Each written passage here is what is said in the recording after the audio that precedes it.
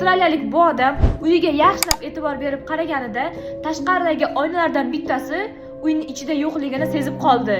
Buni bilganidan keyin u odam juda ham bezovtalanib, xavotir olishni boshladi va boshqalarni ogohlantirish maqsadida bo'layotgan har bitta o'zgarish va topilmalarini o'z sahifasida kuzatuvchilariga bo'lishib bordi. Bu hodisalarni kuzatayotganlar esa qizg'in bahslar olib borishdi va keyingi qadamlar qanday bo'lishi haqida o'zlarining eng qo'rqinchli taxminlarini qila boshlashdi. Uyni egasiga keladigan bo'lsak, u uydagi hamma burchaklarni va xonalarni tekshirib chiqdi va navbat mana shu xonaga yetib kelganida u har bitta jihozni ichini va orqasini tekshirib boshladi. Oxir oqibat shu uyda yashab, uni mavjudligini ham bilmaydigan qorong'u xonaga eltuvchi mana shu teshikni topib oldi.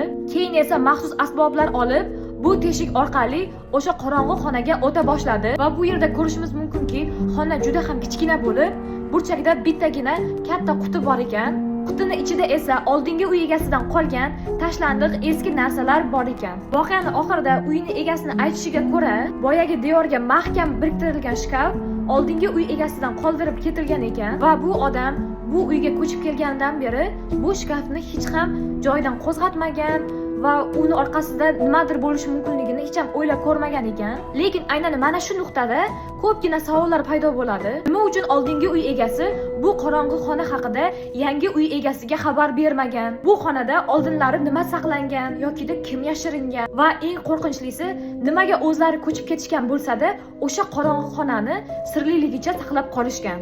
Mana shu savollarga o'zingizni fikringizni, javoblaringizni, taxminlaringizni kommentariyada qoldiring va keyingi videolarimizda ko'rishguncha